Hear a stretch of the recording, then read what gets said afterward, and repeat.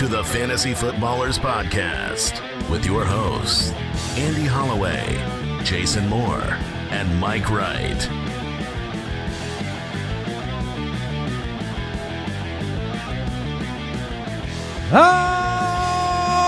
Welcome in.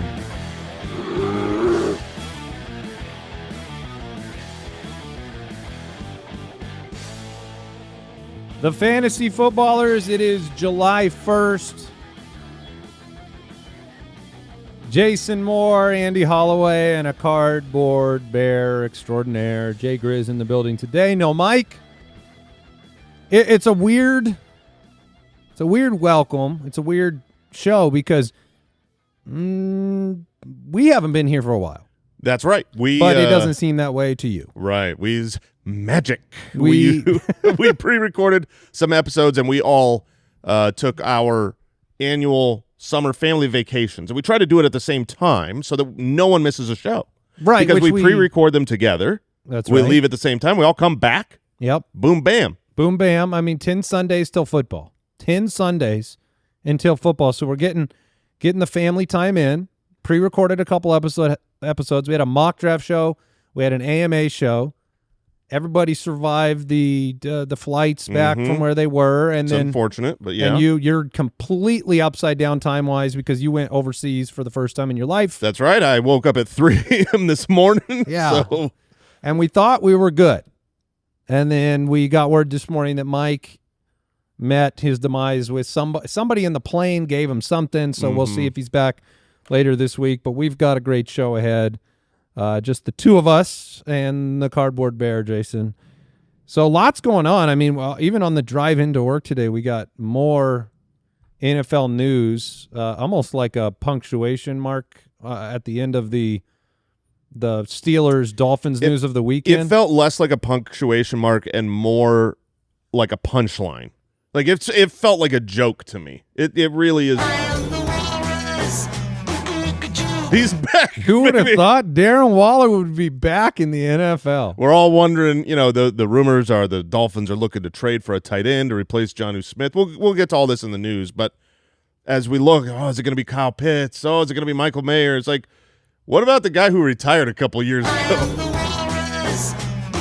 Yeah, we'll have to update the graphics there. He's going to have a new jersey on. But, yeah, we'll talk about that momentarily. One of the big announcements that we want to make, because it is July 1st, it means a couple of things. One, we are moving to 3 shows a week.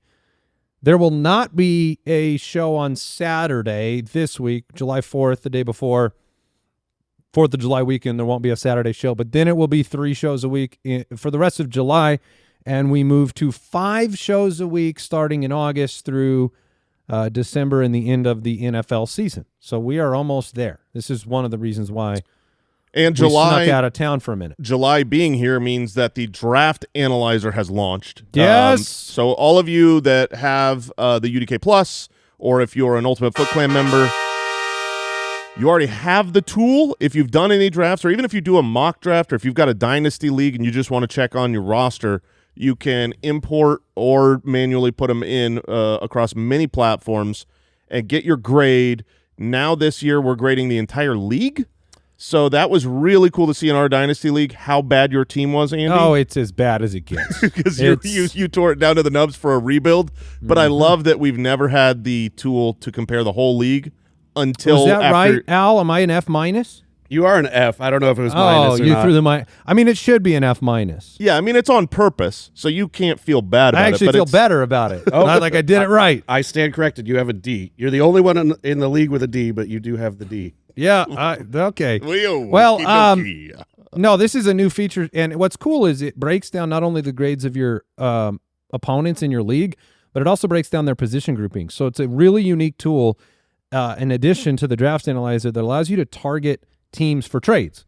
So, a lot of dynasty teams will get plugged in right now because those drafts have happened and rookie drafts have happened.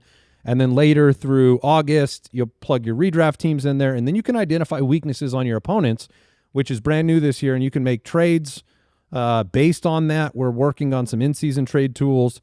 We're just trying to make the products better. I mean, that's the always TLDR of it all. Everything's always updated. If you want our help throughout the season and in draft season, get the Ultimate Draft Kit at ultimatedraftkit.com. I mean, I was changing stats at 36,000 feet because Jonnu Smith got traded. And I wasn't going to wait around. I thought it was 37,000. You were only flying at 36? Yeah, it was, and they were showing it in meters. Ridiculous. Did they change to feet like halfway over the ocean? How does that work? I think it's get back to your home style.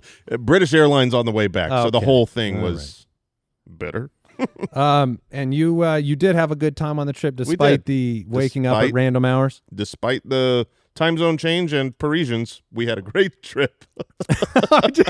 In general, I heard it was very hot in Paris, which was not the break you wanted from Arizona. It was brutal. But it was a great trip.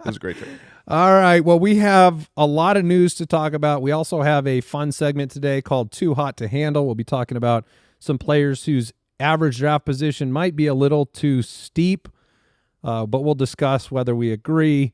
And a couple other reminders. You can watch the show on YouTube, youtube.com/thefantasyfootballers. Now's the time to subscribe, click the bell. Make sure you catch our live events, including Sunday Live, every single week of the year, where the hitman himself or one of us will be with you in the morning, getting you ready for your matchups and start sit decisions. And make sure you follow on Spotify and Apple right now. Drop us a review. We would really appreciate it. It helps the show out. Let's jump right into that wild news. News and notes from around the league. Well, we thought it could happen. And there were rumors, and Arthur Smith has an infatuation for somebody, and his name is Jonnu Smith. Jonnu Smith was traded after a career best year in Miami.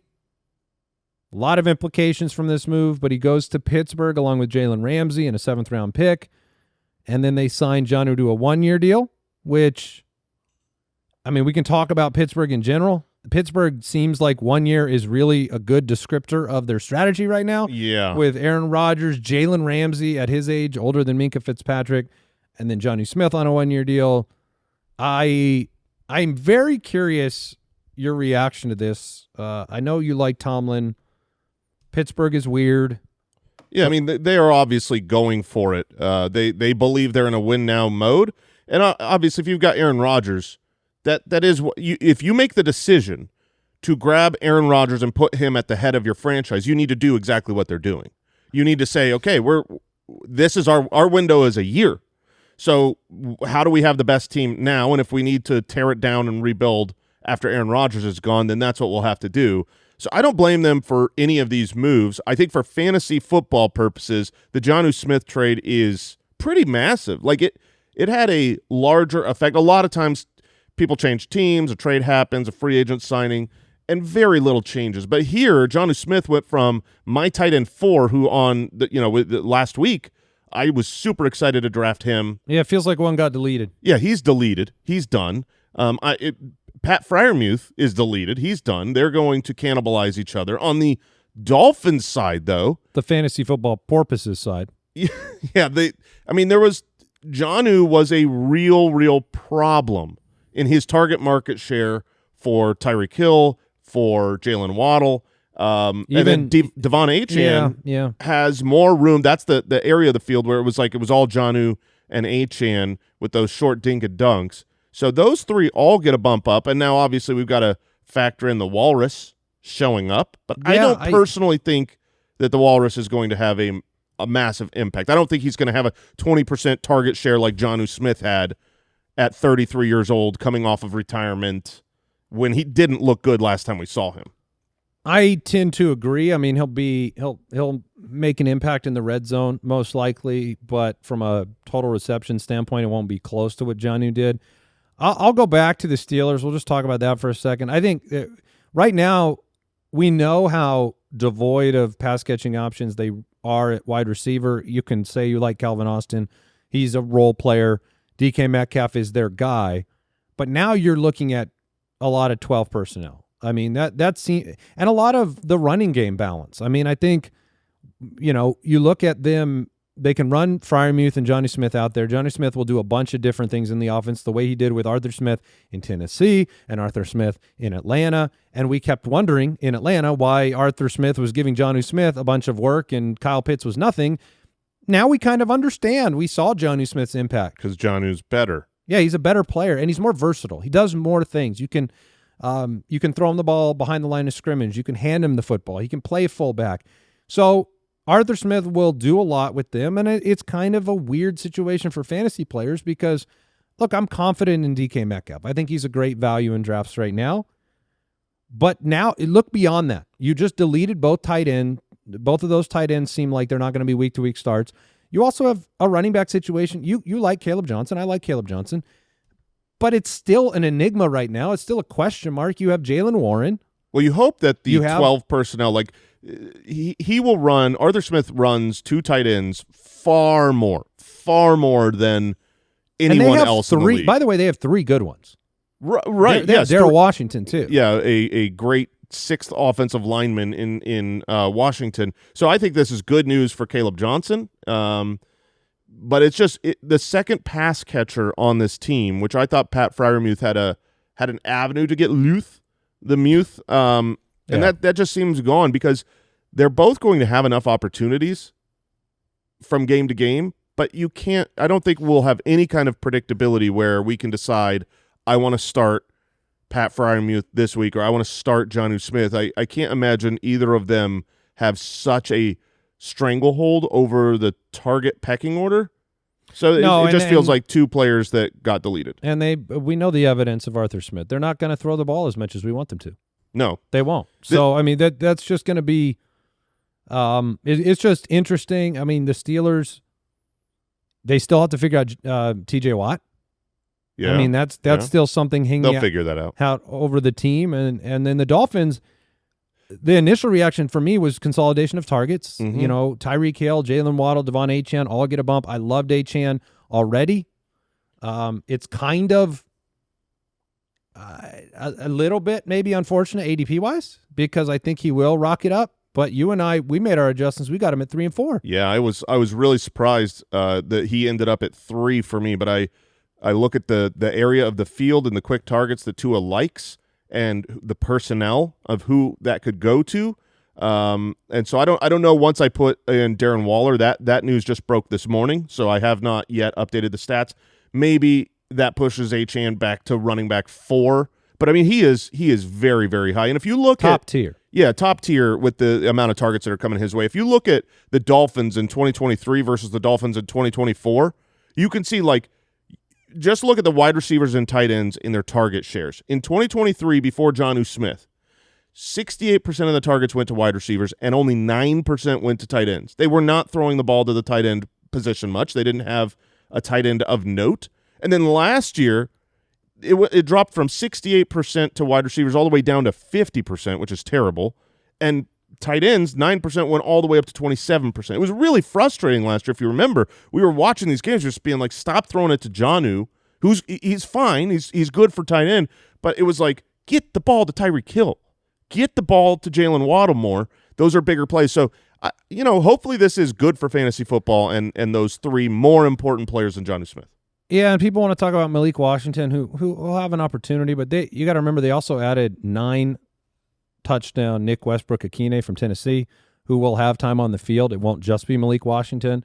So now you have Waller in the mix, and so it's hard to really project a huge breakout, I think, from Malik. Me personally, I don't project that, but it's within the realm of possibility.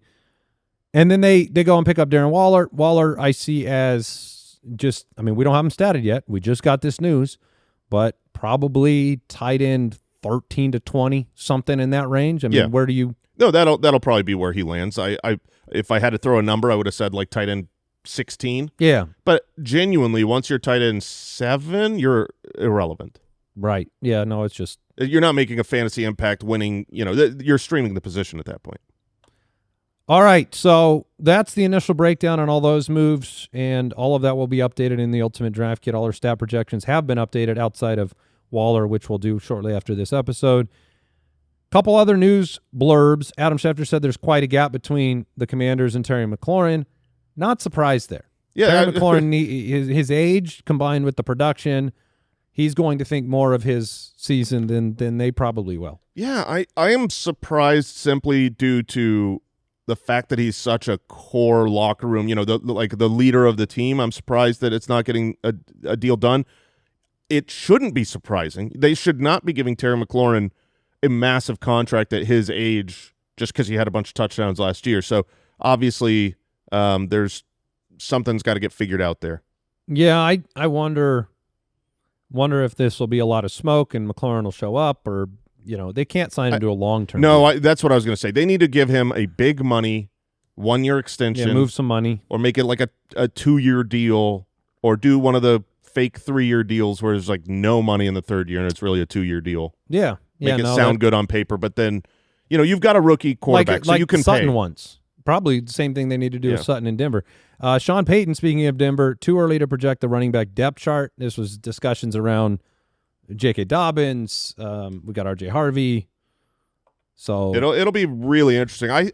I'm starting to think J.K. Dobbins might be one of the best picks in fantasy because he's gross, not. Though. It is, that but sucks. He's not going to be drafted until double-digit rounds, and I think that if you look at everybody being drafted, and I don't know where he is right now, it's got to be low. It's got to be in the 12th, 13th round.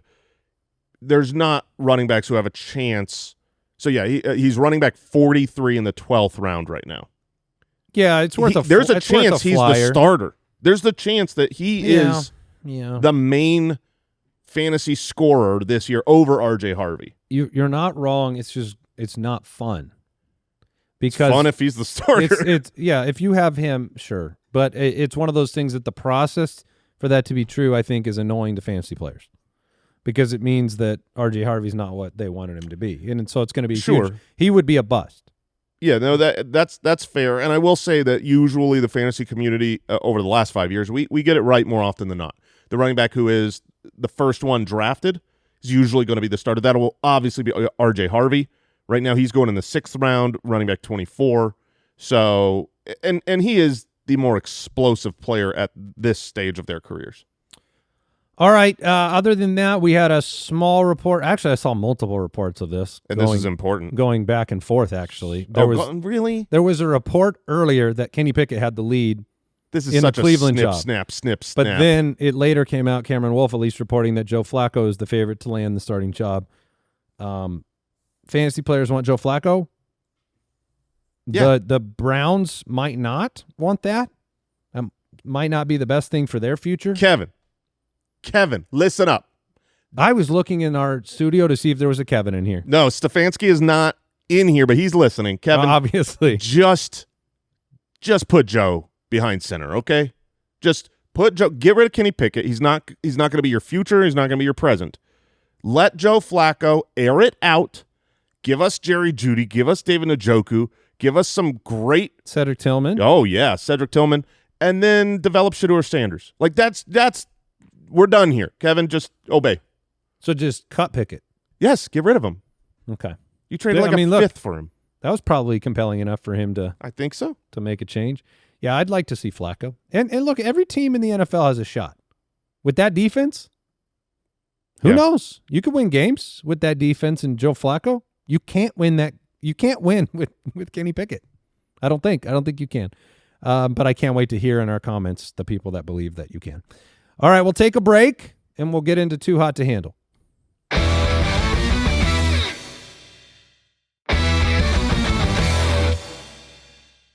All right, it's time to take an in-depth look at where players are falling in average draft position and whether we think you're going to have to stay away. Too Hot to Handle. All right, we're going to talk about some players, Jason, that are looking maybe too hot to handle at their current average draft positions, although I don't know if we'll agree on every single one of them. I hope we don't. Talk through some players. The opportunity cost is what we're talking about. You know, ADP is so important for fantasy players to, everybody wants to draft and get value. And if you draft a player at their ceiling, they have to perform up to that ceiling. for them to be worthy of the draft pick, and it can be very, very difficult for that to happen. Look no further than a few years ago, Baker Mayfield with Landry and Beckham. Look to C.J. Stroud last year.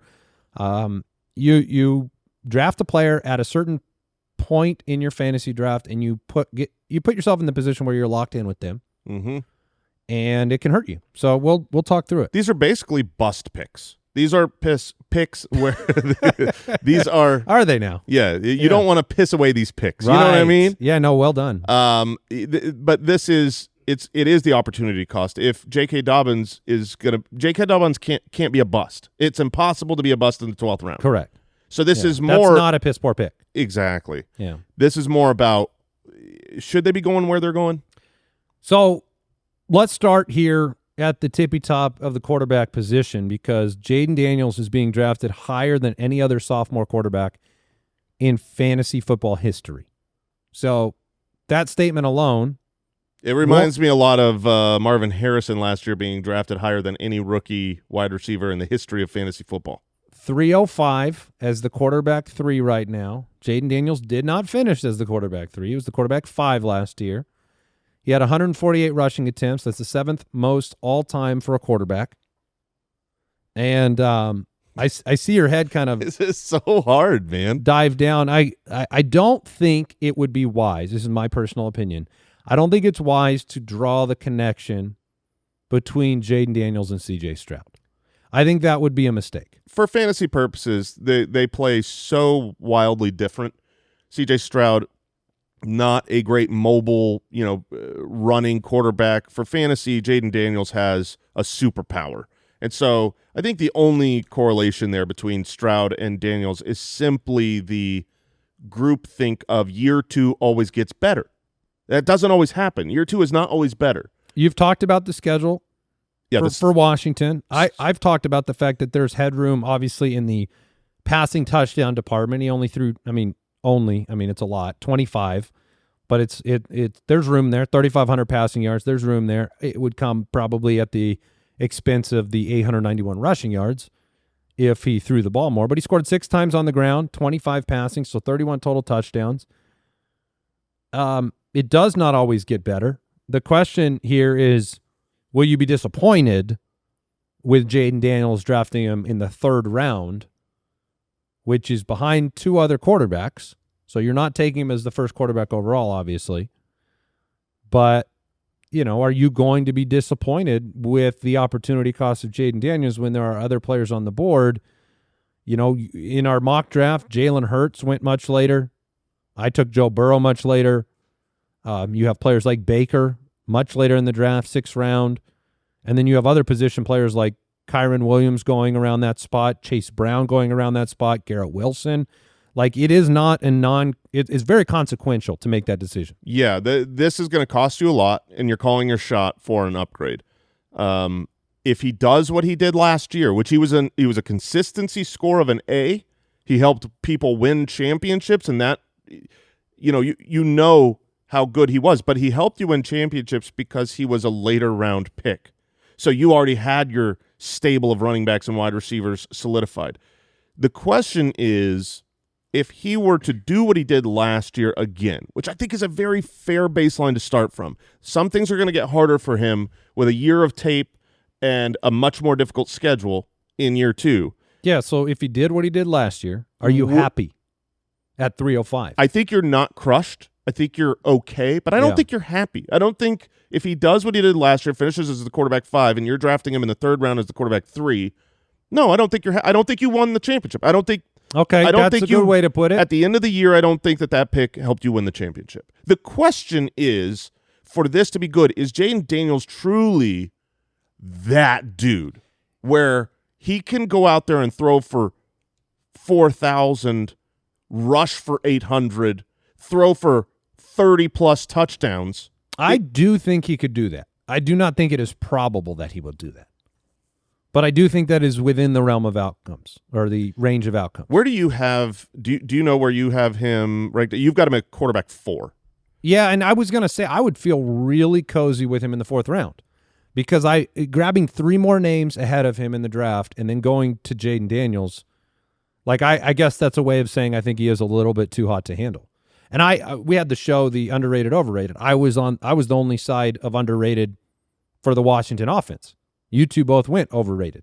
Yeah. On Washington. I have him projected for 4,000 passing yards because his passing attempts, they went way up over the second half of the year as he became more comfortable in the pocket. And this was an elite season. I mean, this was borderline MVP type of year for Jayden Daniels as a rookie. So, but I do have him at 4. And it really, again, it's comparison of who you could take later. I'd be very happy with Jalen Hurts, and I'd be very happy with Joe Burrow, and I'd be pretty happy with Baker Mayfield.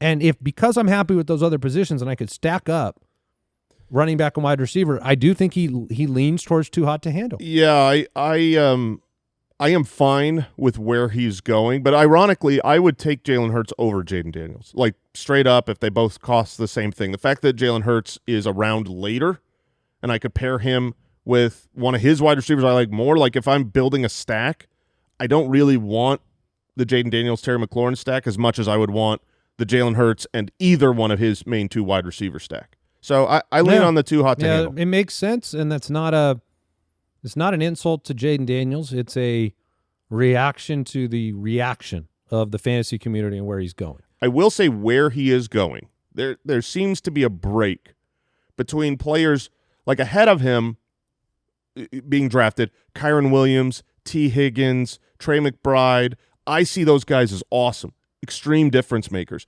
Behind Jayden Daniels, those players, there's Terry McLaurin and James Cook and Breece Hall. And none of us are taking McLaurin over Jayden. No. In the 3rd. No. So I don't think he's going in a terrible spot. It's just a matter of what other quarterbacks you believe are better or worse than him. Speaking of other quarterbacks, it's actually interesting to bring this name up, but Jared Goff is the only quarterback to finish in the top 10 each of the last 3 years, and yet 8th round Jared Goff, top of the 8th round, is the highest he has ever been drafted. So his current price, $802.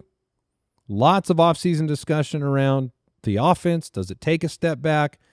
Simply based on the law of averages, the fact that you can't keep doing what you're doing, and now you've lost your offensive coordinator.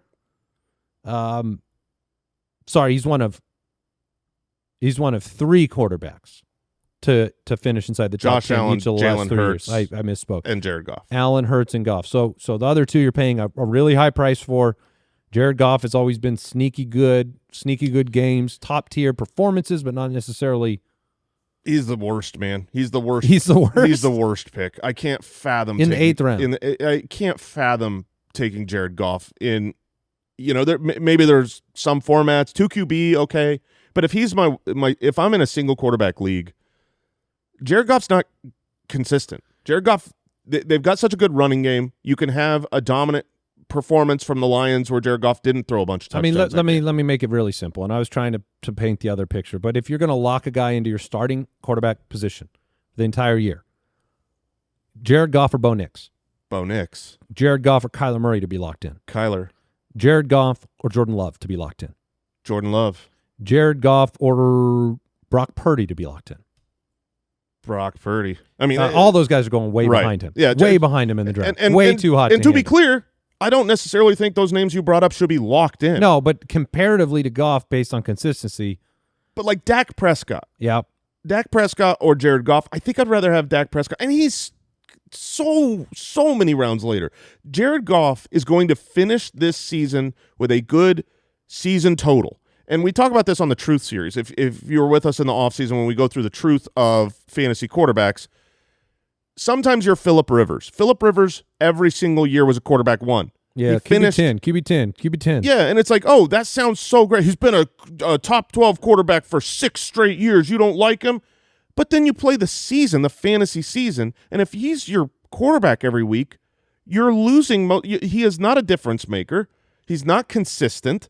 He's not going to go out there and every week win you games. He's going to lose you as many as he wins. He's a C in our grade for consistency. So I don't know, man. I can't imagine that I want to spend an 8th round pick on Jared Goff. If someone else grabs Jared Goff ahead of you, are you going to be No, like, you don't care. Oh, No, you're probably rats. It's the worst situation because what is a quarterback in the 8th round? Are you drafting an every week starter? You shouldn't be.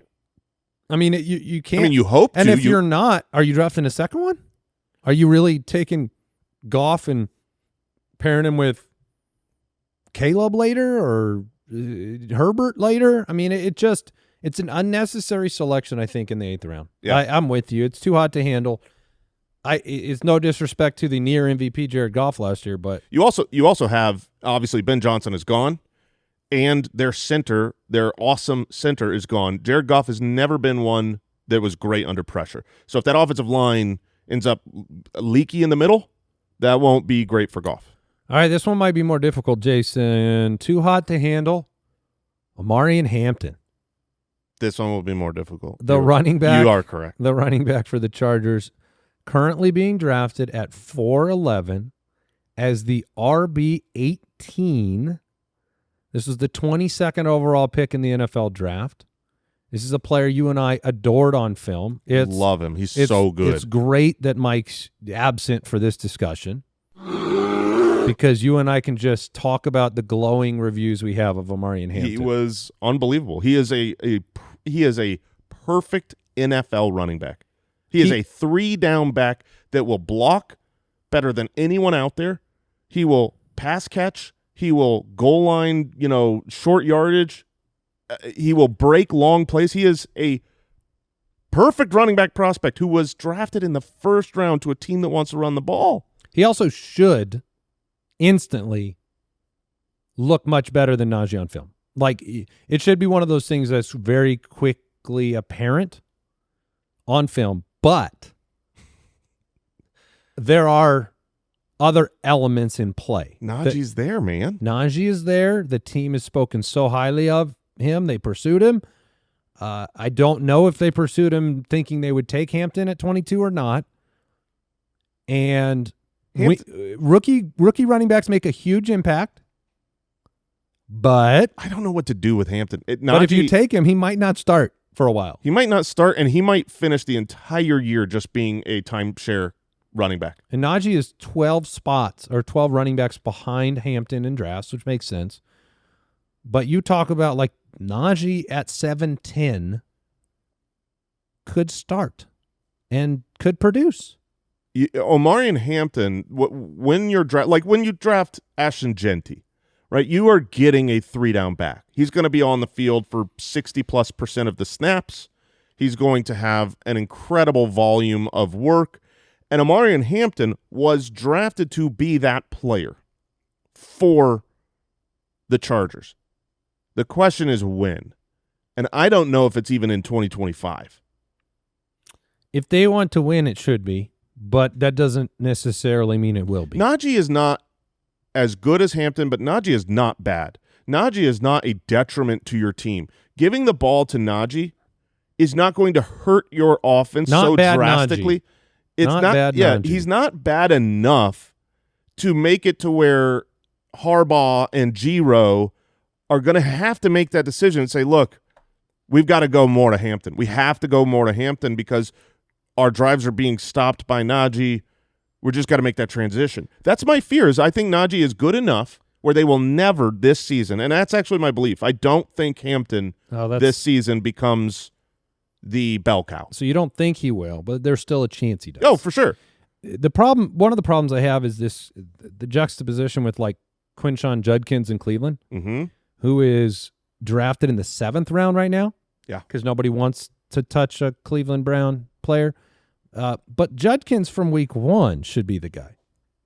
Yeah, I agree. It's not just him. I think I missed something. Yeah.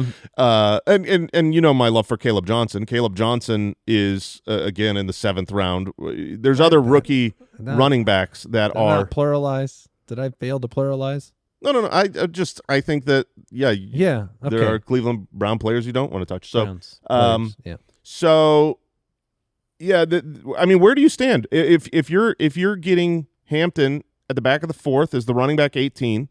There's no doubt that Hampton could destroy that ADP. Like he could finish the season as the running back. He does. 6, it 7, feels 8. like it's one way or the other. There's no this is not where Hampton ends up. But we love Hampton. You and I both look and say he is superior to Najee.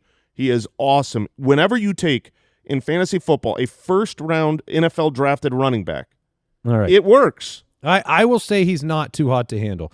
I like Chuba right behind him a little bit more. I don't mind James Conner a little bit more behind him. But beyond that, this is as discounted as you. It's not like Hampton's going ahead of Mixon. He's not going ahead of Alvin Kamara. So I think I'm okay. It's funny because I think I'm okay. My issue with where he's going is not the veterans. It's the other rookie running backs. I just think there's such a value on the other rookie running backs. But it's Judkins. Like, I don't want Henderson. Are you that into Henderson? Above so my rankings for the rookies. Henderson and Judkins are both 7th-round picks. I've got Quinshon Judkins and Caleb Johnson ahead of Omarion Hampton. Omarion Hampton's my 3rd, but I've got him just ahead of R.J. Harvey and Travion Henderson for within the rookies. So what's your final verdict? I do not think it's too hot to handle. I think it's right on the edge. That's good enough for a rookie running back to make an impact. It's not too hot to handle. Okay. It's really not. He could be a steal as the running back 18. And let's say Najee, my belief is that Najee Harris will make this a timeshare for the entirety of the season. So now let's talk about Omarion Hampton in the timeshare. Yeah, Najee doesn't get hurt. Najee doesn't get hurt. Omarion Hampton in a timeshare is not going to disappear. He's not going to be the running back 40 just because he's sharing time. He's going to be the more explosive player. Man, we just went into this with Gus Edwards last year and J.K. Dobbins too. Yeah, where the best player played. I look at where he's going, and while that might not be the rookie running back I take, I'm fine with him going there. All right, we'll take another break. We got some more names to mention. Be back in a second.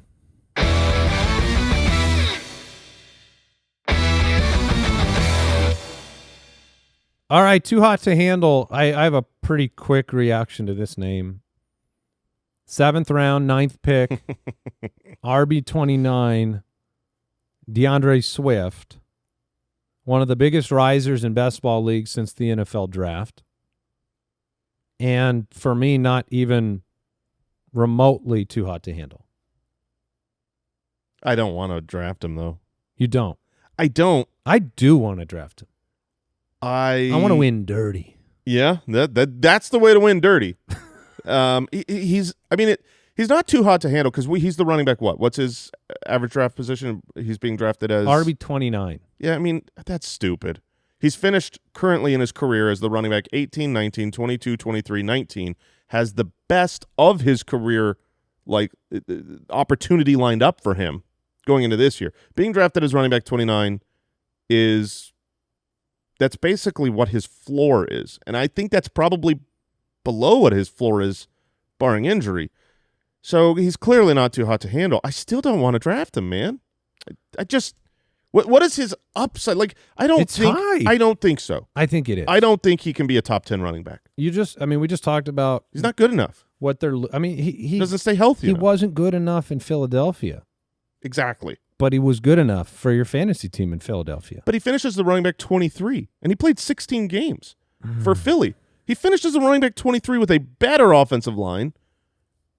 I don't think the expectation to start that year, though, was I think this first 3 weeks he barely got any work.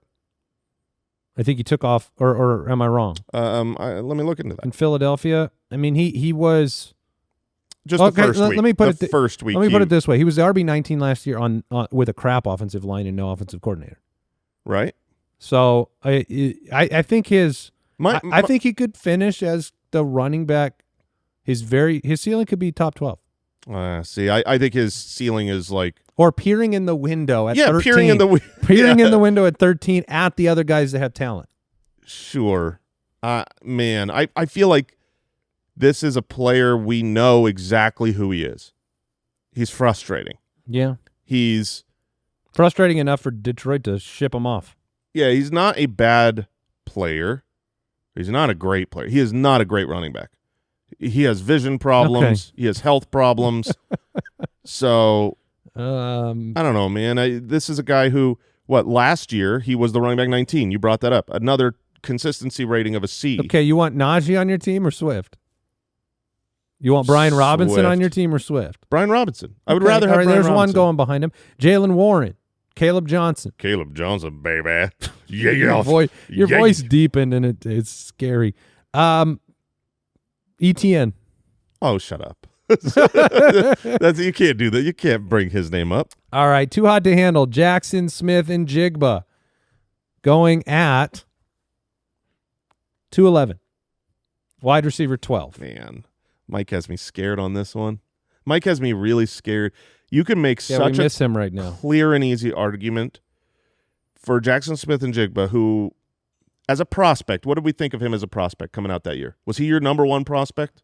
He's a great player. He's a great player. He's a great wide receiver. Last year, with DK Metcalf, with Tyler Lockett, he finishes the wide receiver 10.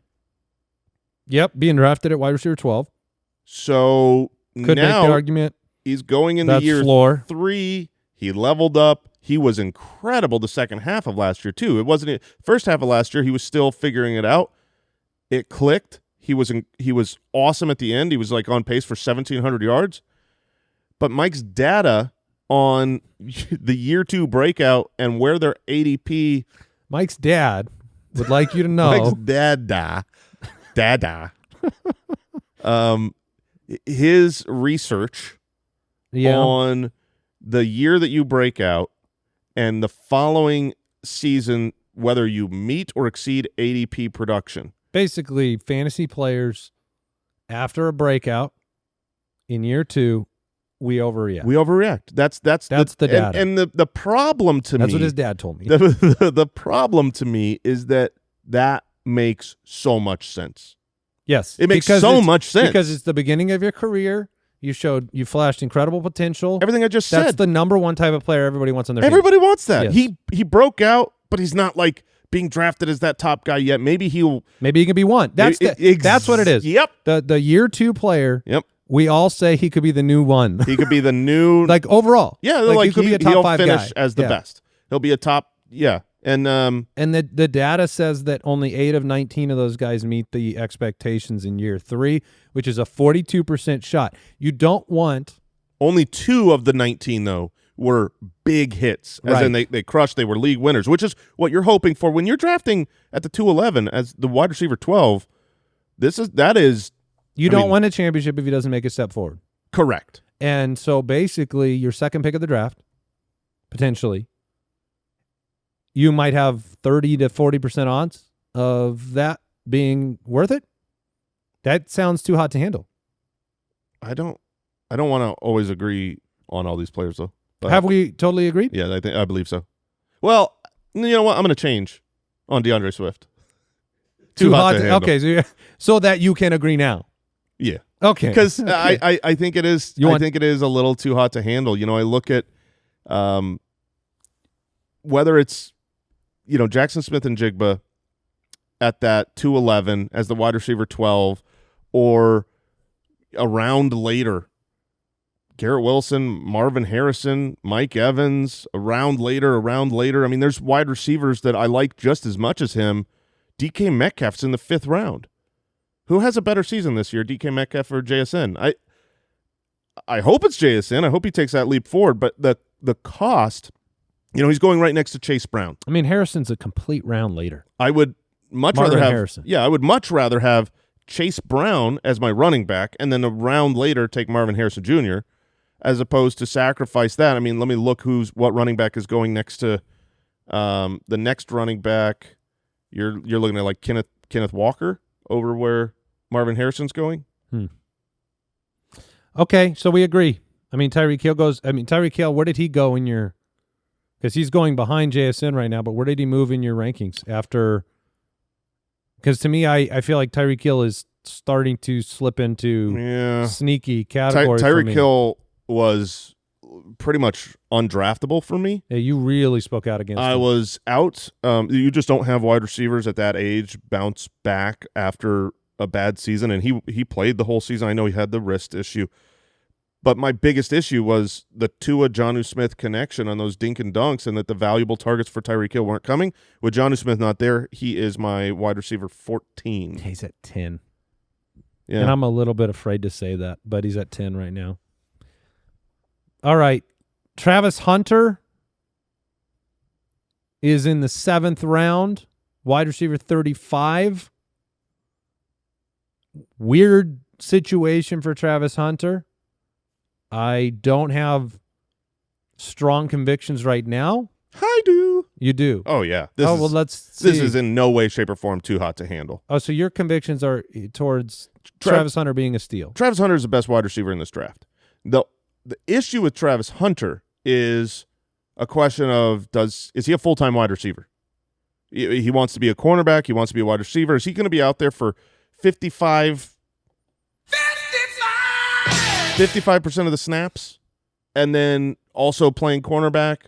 Or is he going to be a full-time receiver and then also play cornerback? Doesn't the answer to that question make him... Oh, it's risky. Yeah. It's absolutely risky, but it's not too hot to handle. In the 7th round, as my wide receiver 35 being drafted, his potential as, the best wide receiver in this draft class, rookie wide receivers, they win fantasy championships. If he comes out and is a full-time player, we're gonna disagree. Oh, fantastic. We're gonna disagree finally, only because I think the ambiguity.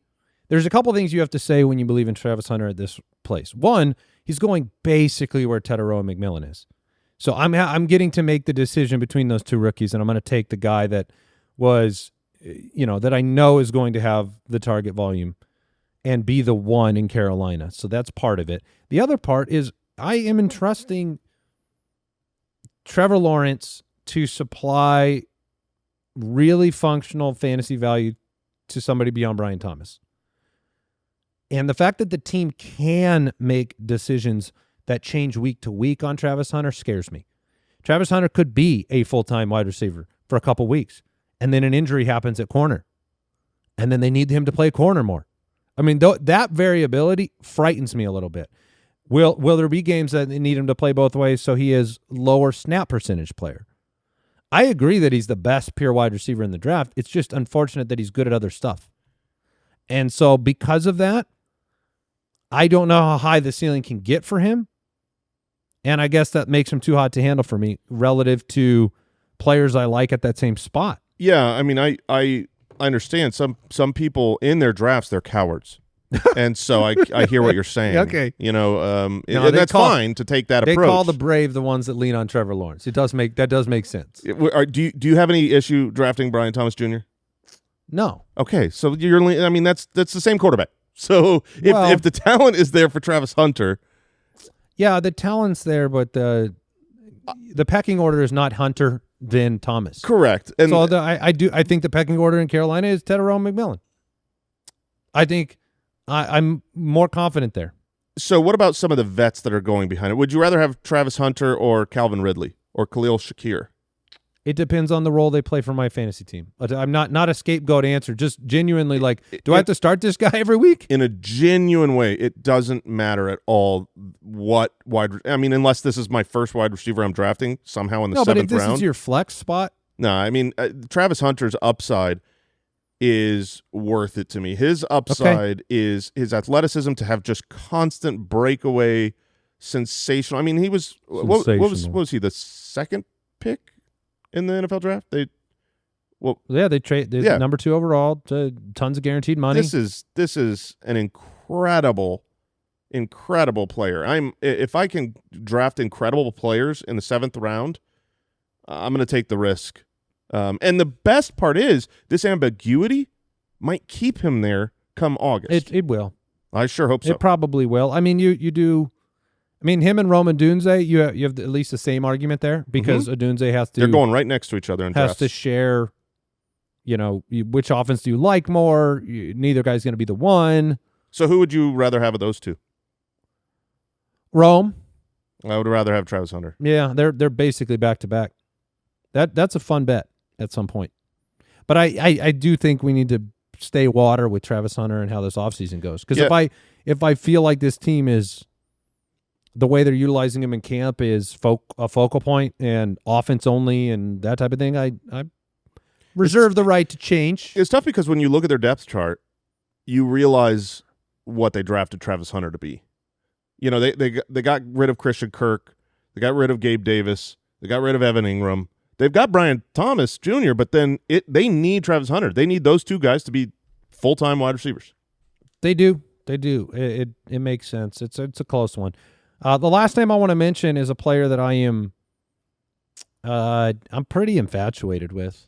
Oh, then I know who it is. It's Tyler Warren, the tight end 11 going in the 9th round. This is the 3rd highest rookie tight end draft spot in fantasy football history. Is that true? Wow.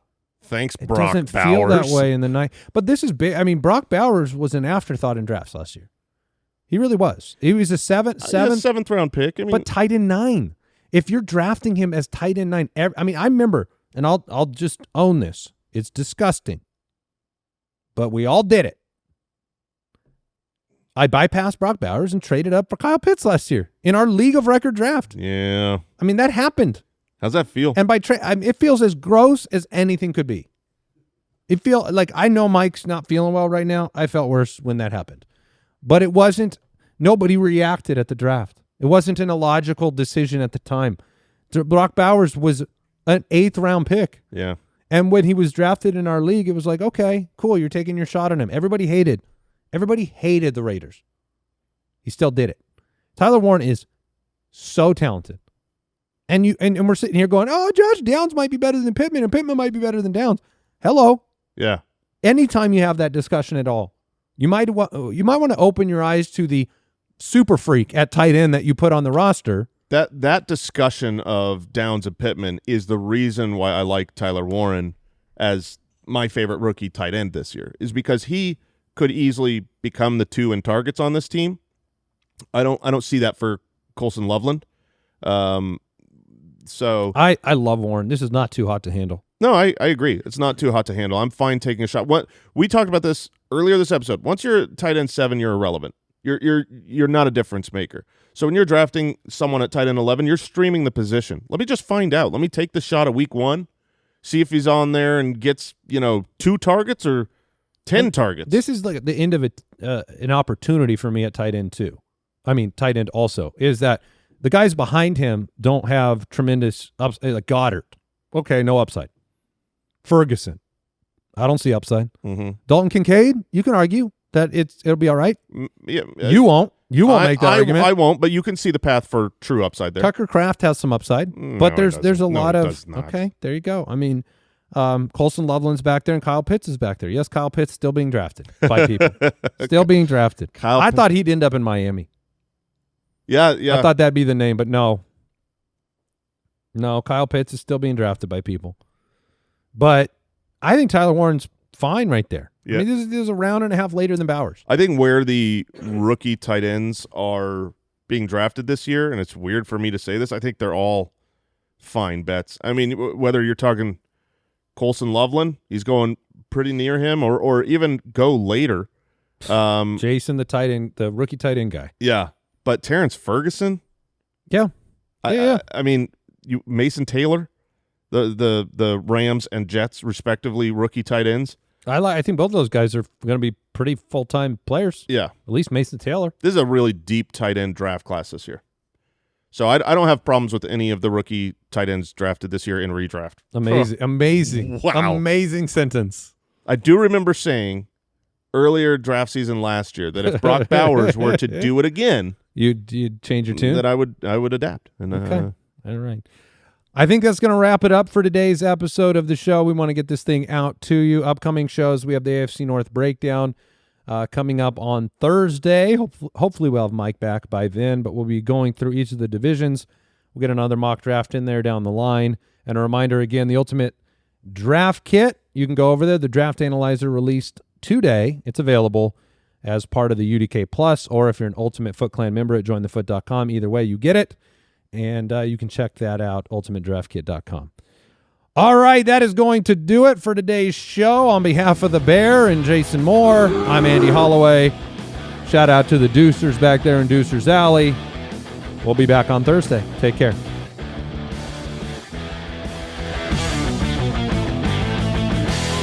Thank you for listening to another episode of the Fantasy Footballers Podcast. Join our fantasy football community on jointhefoot.com and follow us on Twitter @TheFFBallers.